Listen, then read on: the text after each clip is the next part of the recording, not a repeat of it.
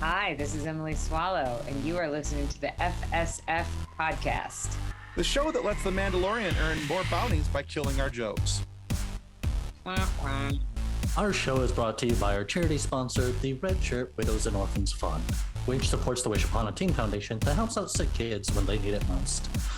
And just imagine the comfort you'll give Red Shirt crewman number 1138. She'll know that when she puts on the red shirt and joins the armor in the search for the lost tribes of Mandalore, that they didn't leave her family destitute and without hope, because the Red Shirt Widows and Orphans Fund has her back, and what's left of her helmet, because this is the way. And now, a word from our show sponsor, Level Up Savory. Their link can be found in the show notes.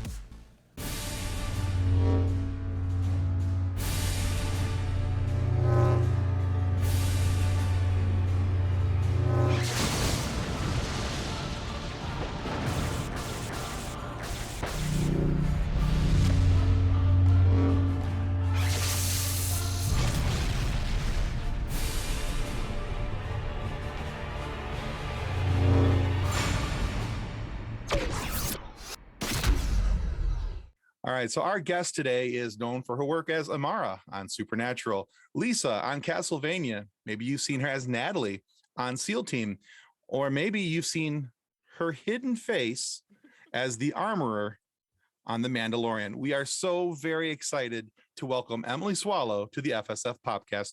Welcome to the show, Emily. Thank you. I'm so glad to be here.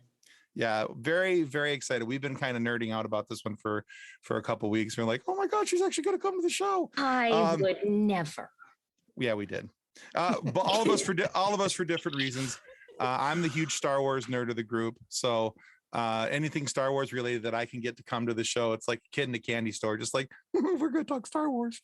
So, See, and I mean, of course, I was excited about the Star Wars aspect, and then I looked at her IMDb, and then I did the, and she was in that, and she was in that, and she was in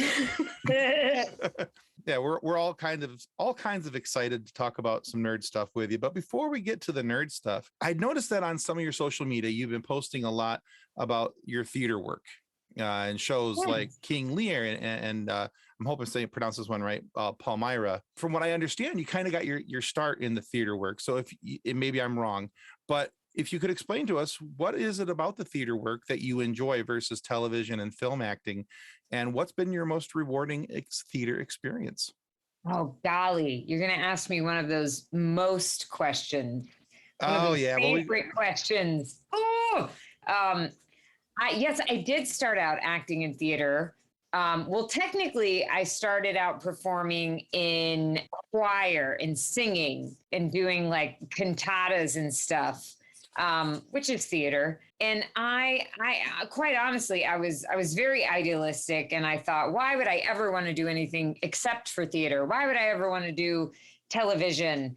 Because I love a live audience, because it's just so exciting that the thing you're performing is happening, and the exchange with the audience is happening right there in the moment. It is happening, even though you're doing the same show every night, the exchange with that particular audience is only happening that night, and it's different every night.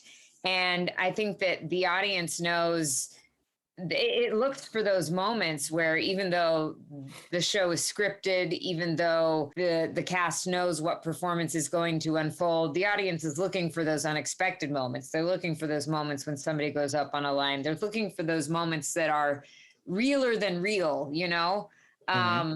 And I continue to love to do theater, because it's truly where I think I grow the most as an actor, especially because, when you're doing television, in my experience at least, you don't have a lot of time to rehearse with the rest of the cast, with the director. You do a lot of the work on your own. I do that work with friends. I do it in collaboration with other people, because I hate to be like in a room alone by myself, trying to figure out a character and trying to figure out a script. And, there's a certain amount I do on my own, but then I want to bounce ideas off of other people, and I want to play with things and try different things, so that then when I show up on set, I'm ready to go. But you spend most of the time making the thing rather than finding the thing in rehearsal and shooting the thing. And then the final product is very much up to the, the director, the editor, how how it's going to sound with music, how it's going to look depending on which shots they use. And then you don't know what the audience reaction will be. You don't find out for a while. And sometimes you're very distanced from what your original performance was. And it's a very curious thing. And I find with theater, having that much time to sit with a character, to sit with a script, and to let it seep in subtly, slowly, you discover things that you would never get to discover with the compression of time that happens with television. And it's just delicious. And then you get to try things out in front of an audience and get immediate feedback, which you just don't get when you're, because when you're doing things on camera, you're surrounded by people who are not supposed to react. They have to be very quiet. They have to like kind of ignore you, right. Which is psychologically very confusing. And so it's sort of a laboratory, the stage, sometimes too much so, because you also learn that different audiences just have different personalities. Some audiences, because the audience will take on the mood of people around them. And so some audiences may be very, very engrossed in what's going on stage, but they're not very vocal. But you might, as an actor on stage, you might hear that they're quiet and you might think, oh my God, they hate me. We're so overly sensitive. And then some audiences, I know that's shocking to hear.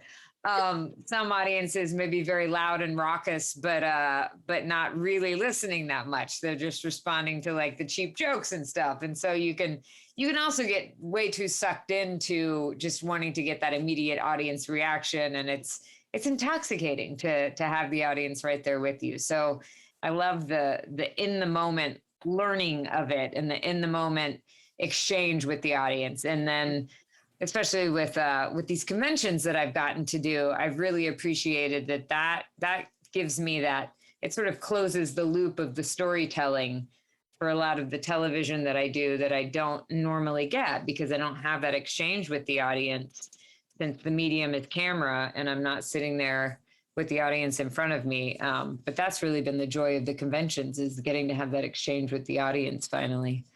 I love live theater. Live theater is like the absolute best. Being both on stage, having been on stage and being in the audience, I love the give and take that you have. I can't imagine trying to perform to cameras then it's these people are watching me, but they're not watching me.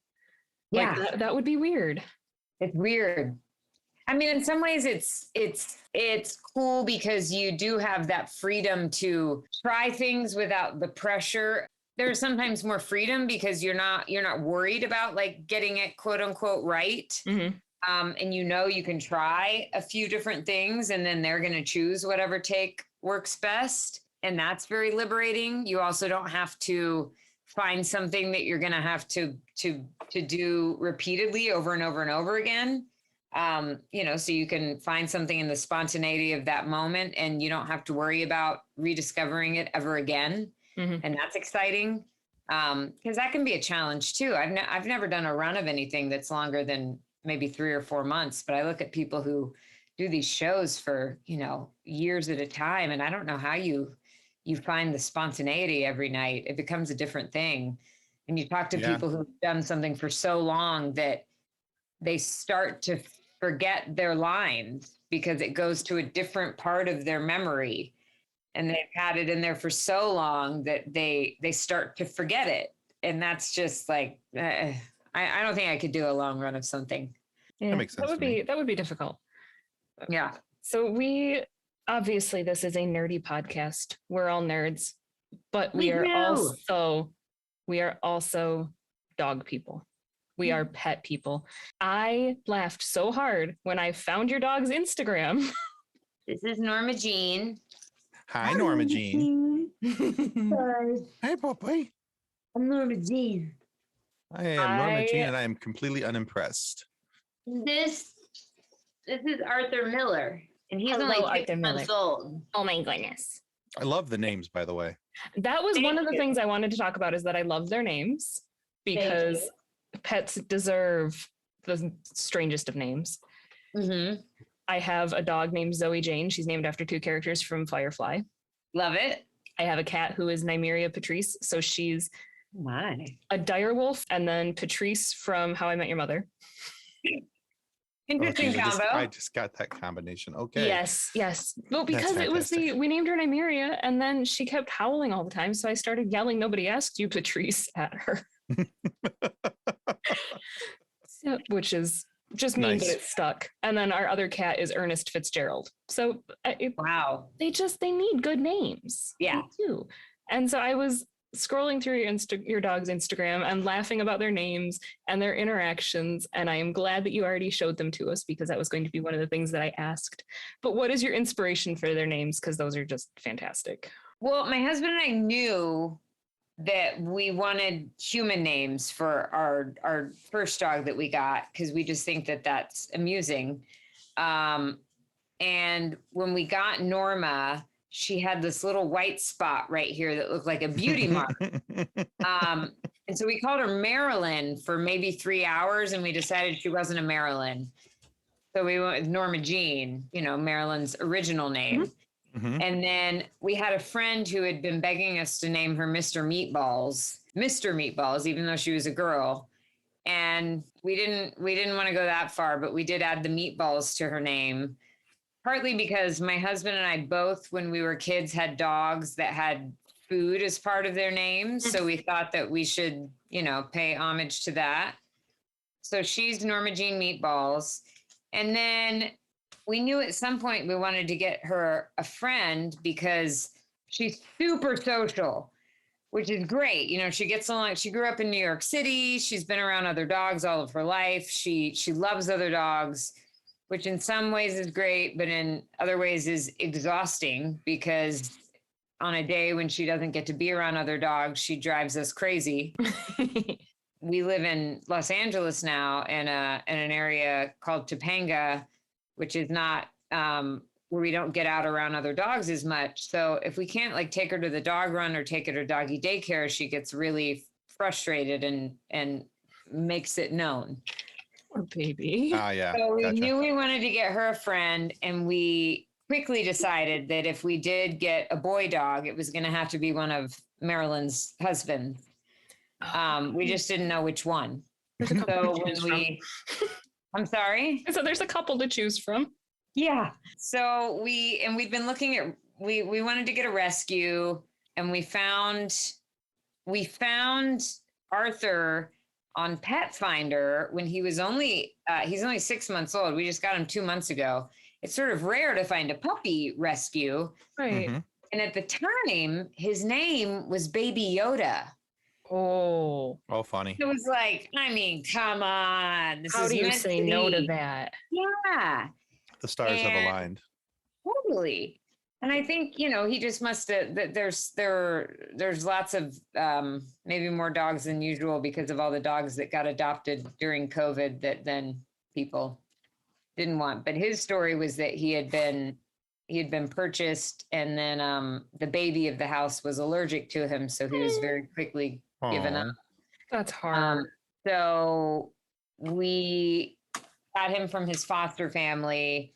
We did not keep the Baby Yoda, but for a while we were juggling between Joe DiMaggio and nice. Arthur Miller. And even though he was not a husband of Marilyn, John F. Kennedy was in there just because, just going to the dog run and being like, John F. Kennedy, get over here. It'd be very amusing. Could have called him Jack. It was also sort of sad because, and there's also Jackie Kennedy, and that's too many. Sort of a bummer. But Arthur, calling him Arthur just made us smile. So he became Arthur Miller, and he's the perfect playmate for her. I mean, he drives her crazy sometimes because he's a puppy, but she likes to play rough, and he is not at all dissuaded. He takes a licking and keeps going back for more. Did I see too that he scratched her cornea or something too? Yeah. Yeah. I saw the pictures of her with the cone of shame on. Mm-hmm. That's funny. Oh, that's happened. Yeah. Terrible. They play rough, and apparently he scratched her eye and scratched her cornea. And so she had, on the 4th of July, we had to take her to the emergency vet and get her special eye drops and. Oh no, poor pup. Poor baby. Yeah. Oh goodness. I don't know. The names are fantastic, and knowing the story behind the names just makes me love them that much more. That much That's more. great. Like as soon as you said Marilyn, and I'm like, oh right, Norma Jean. Yeah. That makes sense. My mom has 2 cats, and they're Cyrano and Roxanne. But he's Cyrano de Bergerac. Oh my gosh. Yes. That's brilliant. Because he's a black and white cat, and his nose is black, so it looks like his nose is much larger than it actually is. I love that. I love it too. And then we found Roxanne on the street as this teeny tiny little handful, like tiny little kitten, upper respiratory infection to the point where her eyes were like sealed shut, running around in the street. My husband put the car in park, like threw the hazards on, jumped out, grabbed this kitten, brought her into the van. And it's like that she weighed less than a pound. Oh my goodness. And was just in the streets in the middle of Saginaw, Michigan. I'm like, this is not okay. This is not where a kitten belongs. Yeah. So now she lives with my mom, and she's a spoiled house cat. Oh. There you go. Very spoiled house cat. So we all have something that is near and dear to our hearts. Is there a project that you worked on that is less known, that is close to your heart? I mean, I feel like most of the theater that I've done winds up not being well known. I did this play I've done a few plays at the Guthrie Theater in Minnesota, Minneapolis, Minnesota. And there was a play called Nice Fish that was co-written by Lewis Rylance. Sorry, not Lewis Rylance. Lewis Jenkins and Mark Rylance. Mark Rylance, the actor. And Mark directed it with his wife, Claire. And Mark was also in it. And he has, for a long time, been like one of my bucket list actors to work with. And so I got to work on this brand new play that we sort of helped write as we were rehearsing. And there were parts of the show that we improvised every night. And it was just so much fun. I was playing this Norse goddess Freya, and the premise, it was sort of like a Waiting for Godot of these two Midwestern ice fishermen who were out on the ice of a frozen lake on the last, I think it was the last day of ice fishing season. So, you know, they got to catch a fish. And if you've ever been ice fishing, it's super fast paced. Miserable. Yeah. And then into their lives is blown this hut, this ice hut. And it's a sauna. And out walks this, they don't know she's a goddess, but this Norse goddess. However, she's actually been kidnapped by this sort of redneck. Can you be a Midwestern redneck? Yes. All three of us live in Michigan. We know that they exist. Yeah. I'd go grab my neighbors, but you know, they don't believe the internet exists. So my neighbor's out there with his big old H3 Hummer. Yeah, they exist. Fantastic. So yeah, he's like this snowmobile, and he's also a god, but it was inspired sort of by the ring cycle. Like, cause there's this part of the ring cycle where Freya gets kidnapped, but you don't ever know where she goes. And so Mark was like, well, I wonder where Freya went. And so it's like these two podunk fishermen, and they get tangled up with these gods, and Freya is like living with humans for the first time, but really all she wants to do is throw birthday parties, and they're on a frozen lake, and like, it's just madness.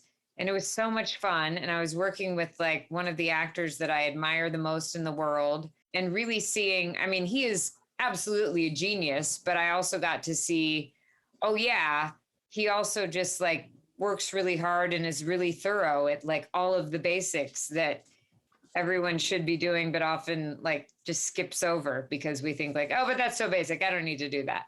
And it was just phenomenal. So that's something that is near and dear to me for sure. Excellent. Yeah. I think you just identified 3/4 of my neighbors, rednecks and snowmobiles. But all right. I've been to your neighborhood, so yes. It's pretty accurate. One of the things I love personally about the Star Wars community is the attention to detail when it comes to cosplay. Oh boy, Like, yeah. yeah, some of these guys, and you see it way more than we do. So we have a Facebook group right now. It's just a little bit over 204,000 members, and we have all these memes every day, just kind of getting. And some of the memes are or pictures of people. What's your group called? The Funny Science Fiction Facebook. Oh, okay. Group. So Yeah. And so we either get memes about different mashups and sci-fi, or we get pictures of people in their cosplays, and it's just phenomenal, some of the things we've seen. But with your character in The Mandalorian, the armor has drawn some fans who are really getting into cosplay. Phenomenal stuff. I mean, some of it looks like if they screen accurate, like they got it right down to the nuts and bolts of everything. And so that's one of the things that I have grown to love about the Star Wars community. Even though I personally don't do cosplay, I think cosplay is amazing, and then the lengths that people go through it. So for you, what has been one of the things that you have grown to love about the Star Wars community? Oh my gosh, there's so much joy. And you bring up the cosplay, and that makes me think of the 501st and the Rebel Legion and the Mandalorian mercs. And that has become my favorite part of the conventions now, is going to find wherever they're set up, whoever's representing them, and making sure that I get to talk to them and take like a group picture with them. Awesome. And then hopefully getting my little challenge coin and my badge, and collecting all of those. And I had no idea. And it's so incredibly humbling because, I wear this amazing costume, but nothing to do with making it. And you wouldn't know that based on the questions that people ask me about my costume. They think I know a lot more than I do about it. But I had nothing to do with making it. I can, however, tell people, because there seems to be a lot of confusion about my costume really didn't change between The Mandalorian and the Book of Boba Fett. There's minor differences, but I think people think that there was a whole like color overhaul. So for all of the cosplayers out there who are building the armorer, very minor differences. I wouldn't worry about it. It's the same colors. There was nothing that was like redone really. So you can, if you built one for season 1 of The Mandalorian, you don't have to redo it. But I love seeing all of the charity work that's done and all of the outreach. I just think that I had no idea that this world existed. And the fact that people are so good at making these elaborate costumes and they're going out and saving the world. I mean, I'm just blown away. And they're so good at making it. They're so good at making it that then Disney is hiring them to be in shows in their cosplay armor. Like that's just... They've been in The Mandalorian. Yeah, I thought that was really cool. To have all the stormtroopers from the 501st come in and do that in some of the episodes in season 1. And I was just like, how cool is that your hobby that you have put all this time and money and investment in, the payoff that you get from that is that even though your face may not have been seen, you got to be part of this really super awesome, cool Star Wars thing. And for me, I would be giggling every single day. I'd still be giggling. I would just be like, I'd be like, hi, I'm Tim. I was in The Mandalorian. Yeah. Episode 5, 15 minutes, 17 seconds. That's where I'm at. Stormtrooper. I'm the 3rd stormtrooper in. That would be me. Yeah. Any elevator speech that I'd ever have to give anytime, anywhere in my life, that would be it. Just here, I print it out on a card. You can remember, go look at it later. So, yeah. It is the coolest. And like, I feel like those are the best of the Star Wars fans too, are the ones who have made this world so much of their own and left their mark on it in a positive way. Like you said, they're putting on this armor and they're going out and they're doing amazing things with it. The number of times that the 501st visits children's hospitals, or like there's places around here where they'll come to hockey games and baseball games and they'll have Star Wars night at these arenas. And it's like, it's amazing that they do it. Have you met the HR officer, Imperial officer yet? No. Has Emily, because she's amazing. Yeah, there's a woman on TikTok who calls herself the HR Empire, the Empire's HR officer. Oh, wow. And she goes around and she's like writing up stormtroopers, for all these different things, and she was at the Star Wars celebration, and she was walking around celebration, she got a clipboard, and she's got, it's fantastic. She is a ton of fun to watch. It's genius, actually. Yeah, we had our very first interview here on the show was with a cosplayer who does Captain Rex from the Clone Wars. Oh, cool. And extremely screen accurate, and everything that everything he was wearing. And you talked about the charity work. He talked about some of the things that he went and did. He fulfilled a couple of dreams for kids doing Make-A-Wish type stuff, because they just wanted to meet Captain Rex. That was their dream. That's what they wanted to do. Yeah. And then he did the Sexy Rexy calendar too. He did do the Sexy Rexy calendar. Oh. That is true. It's fantastic. It's very entertaining. But he did some charity work with that too. That the proceeds from the calendar went to charity work as well. I loved that he did that.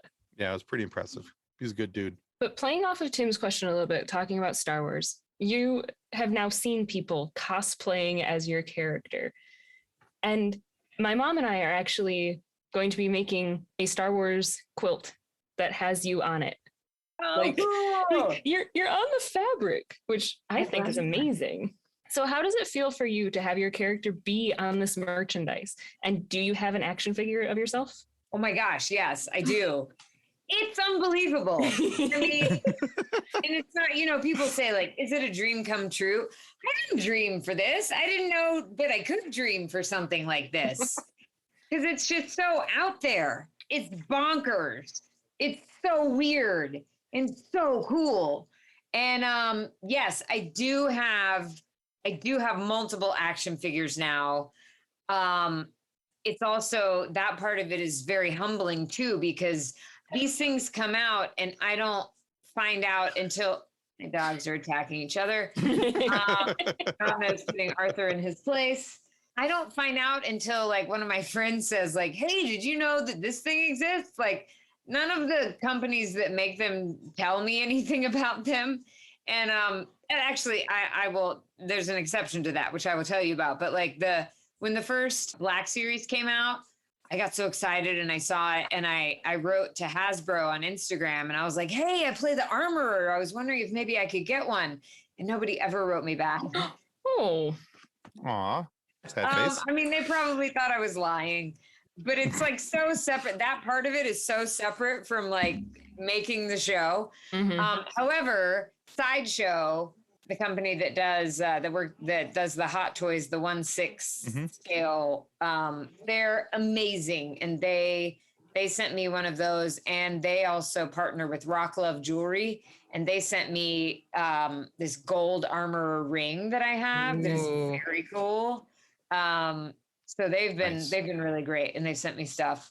And yes, I do. I have my own of all those, and we don't really have a space for all those yet, so they're just sort of shoved in little nooks and crannies. But it's also it's the only thing that I have. Amara doesn't even have. Funko does not make any of the female supernatural characters except for Charlie. Sad. I mean, Charlie's awesome, but that's Charlie absolutely deserves one. But it's so weird that nobody else has one, which is something that I'm talking to them about right now. Awesome. It's kind of nice having an action figure for a character that is masked, because then you don't ever have to get into the weird thing of does my face really look like that? Right. It's weird. Well, yeah, especially with Funko, the way they kind of distort the face, the big eyes, and yeah. Yeah. I'm trying to remember. Wasn't Amara in more episodes than Charlie? I don't know, but Rowena's been in. I mean, of anybody, Rowena should have them. Rowena, Mary. Yeah. Come on. I mean, I just want to say though that if I had a Funko Pop of myself, first off, I would take it out of the box, just so that's clear. But I'd also be any of your others. The rest are kept in their natural captivity. But I would sit there and just be like, bink, bink, bink. Yeah. I cannot even imagine having an action figure of myself. That would be that is so cool. It's really cool. It's like it's so weird. But like you said, is it a dream come true? I didn't know this was possible. Like, how do you dream for something this bizarre? Yeah, it's not. It's just weird. It's crazy. It's awesome. And I think too, as a kid, it's something that I wouldn't have dreamed of either, even though I had tons of action figures and played with, WWE, well, they were WWF back then, the wrestling guys and, and all that kind of stuff and GI Joes and things. But I never associated a person with them, just that this was a character. So I wouldn't have thought of that, I could be one of those. So I can see the dissociation from that. Absolutely. But you're on fabric even. Like, that's just, it's cool. I mean, it's totally probably incredibly nerdy that I'm making a Star Wars quilt, but I think it'll be fun. Well, that fabric is really cool. I have a mask made out of that fabric, and I like that print. Yeah, I got some really cool ones. Fabric, or do you have multiple different? I have other ones. I have there's an original trilogy like stained glass window pattern that's really cool. I've got rainbow Vader heads because that's just funny. Like, it's the Vader mask, but instead of black, it's rainbowed, which I think is just pretty. I've got one that's just got like C-3PO, R2-D2, and Chewie on it. I've got a few. I should have grabbed the other ones, but this was the one I was the most excited about. So when Mandalorian season 1 came out, we as fans got quite excited about the child. And then we learned the name of the child, which was Grogu. And many fans continued to call him Baby Yoda. So what do you prefer to call him? Grogu or Baby Yoda? I feel like he's never going to get away from being Baby Yoda. And I remember we, as a cast, we were very specifically instructed by Disney PR to refer to him as the child. We were only supposed to call him the child. And I also remember when they just gave up. And we stopped hearing that because they were like, what are we going to do? People are going to call him Baby Yoda. Forget it. Yeah. At a certain point, I think he's got to kind of steer into it. And when you make something that looks like Yoda and you don't tell us his name, we're going to call him Baby Yoda. We tend to just call him the baby on set. Nobody really calls him Grogu, but also no one calls him the child. They call him the baby. Fair enough. I don't know how that started. He's a little older now, Yeah. Right. My 3-year-old yells at us if we call him Grogu. She yells at me that it's Baby Yoda. Oh, wow. She is adamant. Get in line. Yeah. She's an interesting child. She's the best. You guys are so screwed. We are so screwed.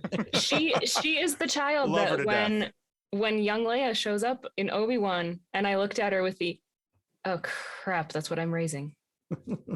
Oh boy. Oh boy. But at the same time, I'm like, okay, I know what Leia grows up to be. This is good. Huh. I am raising a leader. I just have to put up with her until then. Yes, you do. The not putting out her fire because she's going to need it someday. It's also turning me gray.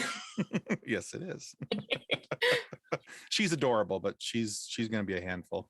Well, as long as she doesn't tick off some Imperial officer, our planet's safe. She's got her own lightsaber now. I think we'll be fine. There you go. So as we mentioned, Emily, we do have a pretty large Facebook group. And a couple of days ago, I put out there, hey, that we're going to be talking with Emily Swallow in a couple of days. Anything that you guys would like to ask of her or say to her. And so I have a couple comments and one question for you. Okay. All right. So the first is from a gentleman named Garrett Nobles. He said, just thank her for us, please. I love her delivery for the character. The pride and strength she displays so subtly just makes the character perfect. Oh, thank you. Yeah. And David Teal says, good job, Emily. This is the way. And finally, we have a question from M.H. Calloway, who says, he's curious about backstory. He said, did you come up with a backstory or did they hand you one?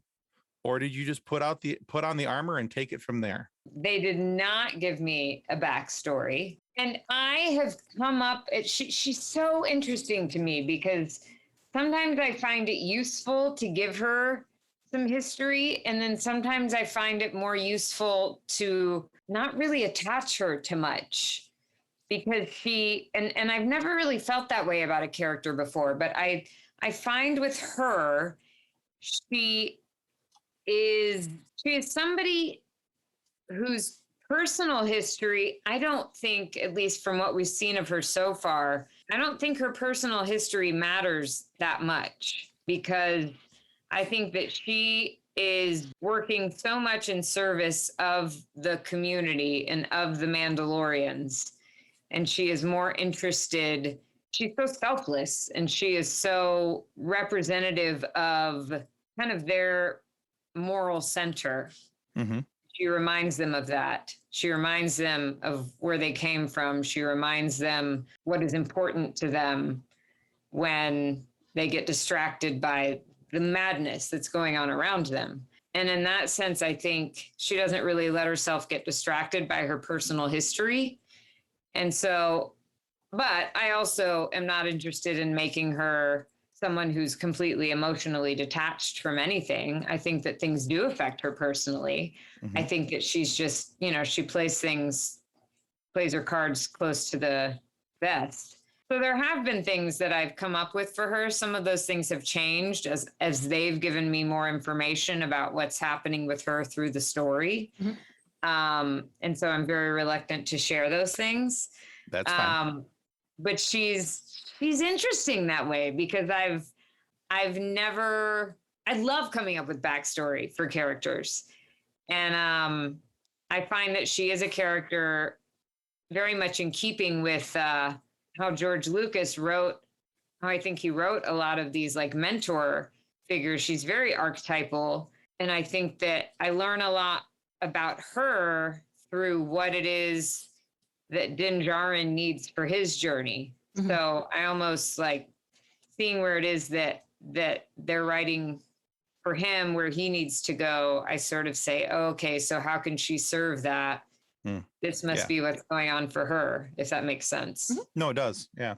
Yeah. And I think that I agree with Garrett. Two of the things, the qualities that Mandalorians espouse are the pride in their culture and who they are and what they are, but also the strength of being a warrior. And I think that you show that very well with her character and how, how she portrays herself and how she interacts with others inside of her community and things. And she's very proud to be a Mandalorian and working, with the way. And so I think that's pretty cool. Thank you. And then she makes a tiny little chainmail. Oh my gosh. So cute. I died when they showed me that. And when we were shooting that episode of Boba, Martin in the props department showed me that little thing, and we weren't quite sure how we were going to shoot the reveal of that. And I love how they did it, because I think it was great that we didn't know what it was until we saw it with Grogu. But we did shoot a scene where I presented it to Din Djarin, and I had to fold it up myself and then wrap it. And so my days of working retail at the Gap came in handy. Oh my goodness. But it was so tiny. And I was wearing those enormous gloves that John always calls my mittens. Or sorry, my oven mitts. Yeah. And so trying to fold that thing with those big unwieldy gloves was just ridiculous. I have to say, there was an actual squeal with that is the tiniest little chainmail suit little shirt I've ever seen, and it's so cute. And just like I'm just sitting here thinking about you actually get to work with Grogu. I mean, he's not just 100% CGI. Like there's actually a puppet and a robot, and that's insane. There's a whole posse that goes with Grogu. That's like right up there with the, oh my gosh, you have your own action figure. Now it's wait, no, you get to work with Grogu. Such a diva. He's such a diva. I can imagine. Always stealing people's cookies. Yeah. Sometimes he just won't come to set. Like if his eyes are puffy, he's yeah. I can understand. I get it. So we've talked about one of your other major roles. I mean, the armorer is in a fantastic, spectacular role. But on the opposite end of that scale, you have Amara, who is everything the armorer isn't. So how has your experience been different being on Supernatural as Amara and being on Mandalorian and Boba Fett as the armorer? How vastly different are those characters? Well, I can use my face, which is nice. In some ways, both of them I find to have a stillness that Emily does not have, which is kind of nice.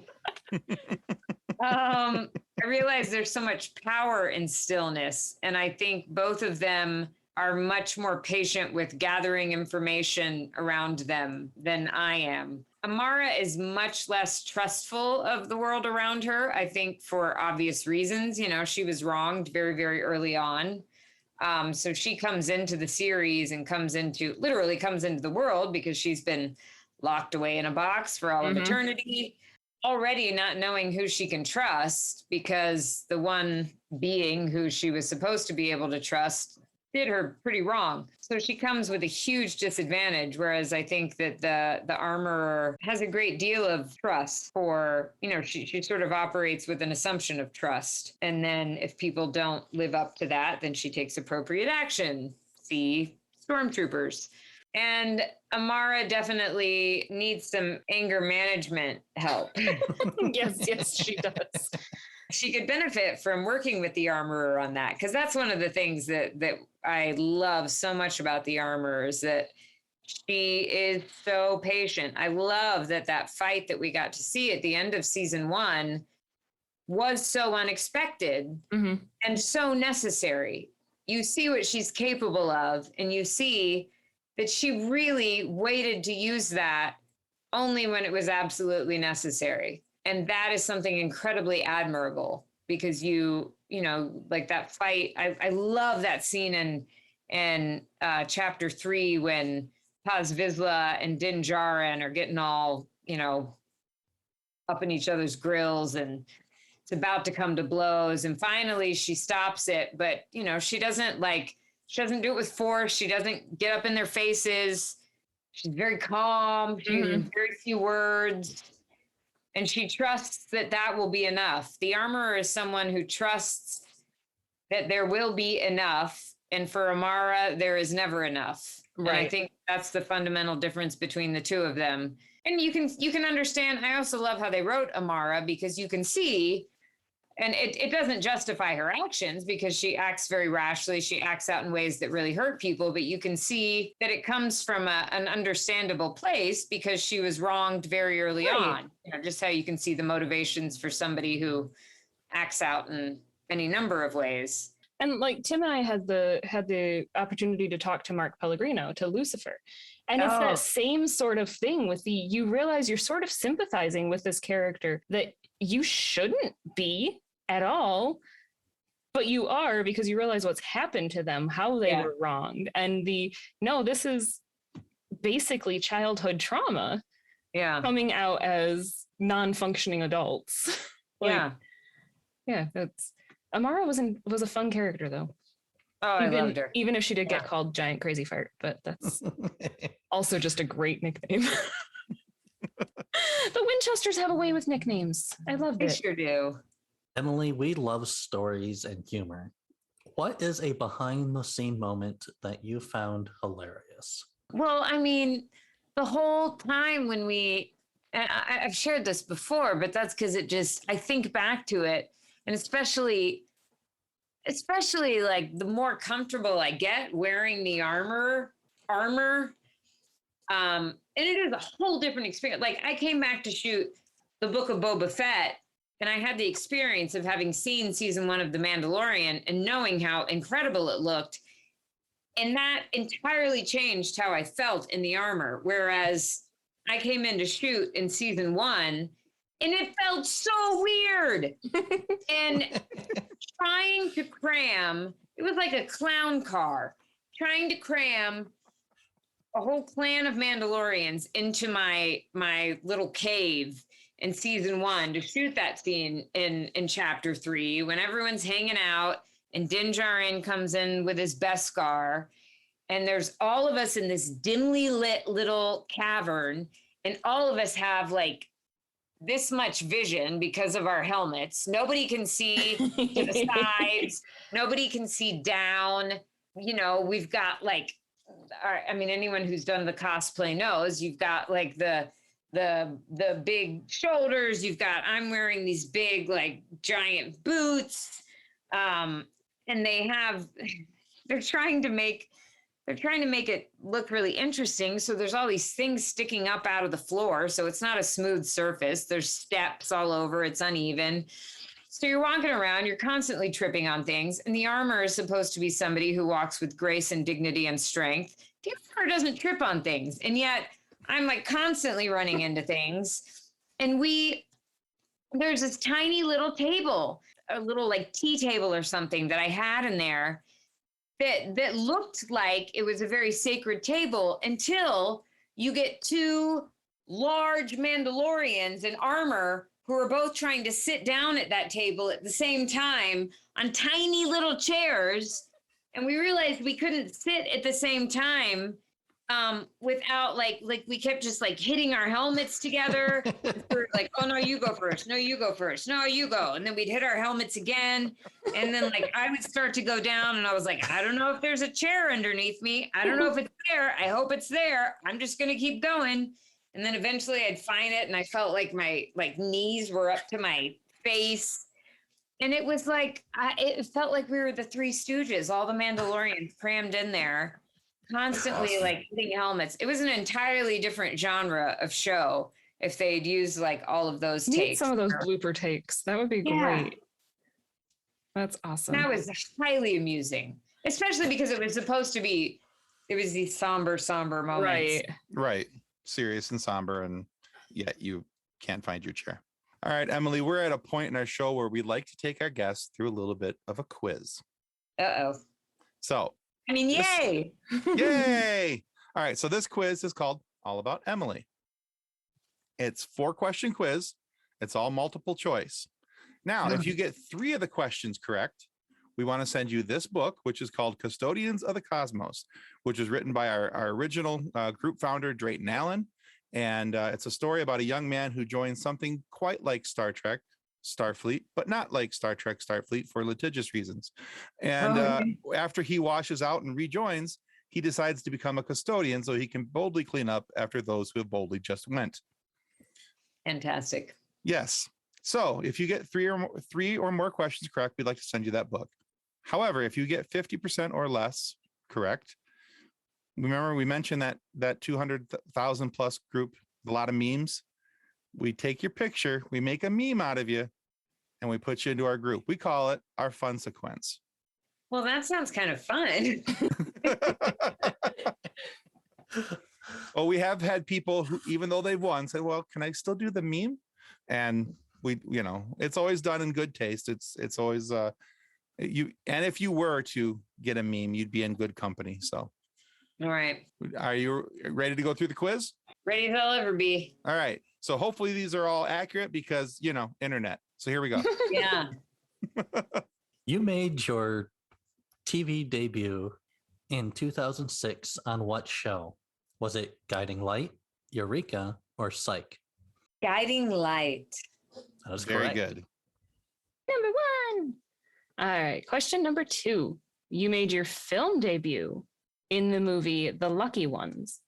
In what year? 2007, 2010, or 2008? 2007? No, it was 2008. You might have filmed it in 2007, but oh yeah, see, internet. Yeah. Yay, internets. All right, 1 and 1. You hold a bachelor's from the University of Virginia. In what course? Leaning. Well, in what course leaning? Underwater basket weaving, Middle Eastern studies, or applied economics? Middle Eastern studies. You really wanted to say underwater basket weaving, right? I really want to do underwater basket weaving, though. All right, so 2 and 1. All right, question number 4. Your husband won a Tony Award for Best Actor for which of his performances? Lennon, Come Far Away, or Memphis? Well, he was nominated for a Tony for Memphis. He didn't win. The show won for Best Musical. See, internet. Yeah. I'm gonna blame the internet for that. Bonus point because I got to correct the question. You totally got the question right. So that the internet got the information wrong. So you get the win. So yeah, that's 3 correct. We'll send you the book. I don't mind being the subject of what's the word I'm looking for? Meme. A meme? What's the adjective I'm looking for? Consequence. Consequence. When you're making fun of somebody. The butt of the joke? I'm just going to keep making this gesture. As Tim is probably snapping pictures now and using that for a meme. I feel like a cat a little bit. I am so. That's not the point. I'm not shaming. This is going to drive me crazy. Oh, well. The you can email me later. Ridiculing. Hey, I helped. I did a thing. I helped. I did. I'm done now. Well, Emily, thank you so much for being on the show today. Where can our listeners go to find out more about you and what you're working on? You can go to Instagram. I'm Biggie Swalls, which is BIGESWALLZ. That's also my Twitter, but I got to be honest, I don't venture onto Twitter much. It frightens me. And on Facebook, I'm Emily Swallow Fans, and I do try to keep up with messages, even when they're from people I don't know, and respond when I can. But sometimes I just don't understand how those messages get organized. So I'm sorry if I don't write you back. I try. It's Facebook. Nobody understands. Yeah. And people should also follow Norma Jean's Instagram because yes, Norma Jean Meatballs. Also, Arthur Miller's on there. And we just found out when we adopted Arthur Miller, we were told that he was half Boston and half pug. But he's pretty big for 6 months. So I did a doggy DNA test, and we just found out he's 83% pug. And then the next biggest result that we got was pit bull. Oh, nice. And he's like 2% Boston Terrier. So he's not we thought he was a bug, which was a Boston and a pug. Right. So I'm hashtagging him Arthur Miller the bug, but he's not. But one of the names for a pug pit bull is a Puggable. Oh, that's cool.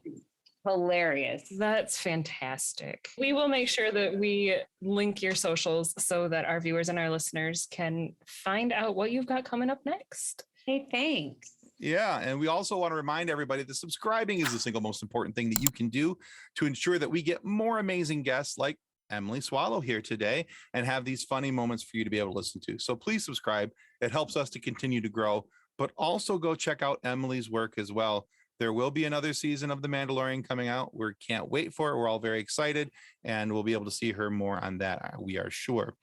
But if for whatever reason you are not happy with the content of our show today, please feel free to lodge a complaint with the head of our complaint department, the Armorer from The Mandalorian. Sure, she may not come after you personally. She doesn't have to, but she does have all those extra Mandos to do her dirty work. Plus, she builds some pretty cool stuff from all that Beskar. So yeah, only one copy of your complaint will do the job. She does seem to run a pretty efficient ship over there. And if we ever hear the words from behind us, "This is the way," we will know that we have offended someone greatly and our time on this rock is done. Thank you very much, Emily. Thank you. Oh. Hi, special guest. Bye. Bye. Bye. Hi and bye. Hi and bye. All right. Thanks for watching, everybody. Enjoy. Goodbye. On behalf of the rest of the hosts of the FSF Popcast, we want to thank you for listening to this episode. If you'd like to be a guest on a future episode, please contact us by means of Twitter or Instagram using the handle @FSFPopcast. Or go to www.fsfpopcast.com and click on the Contact Me link. Thanks again, and hope you enjoyed the episode.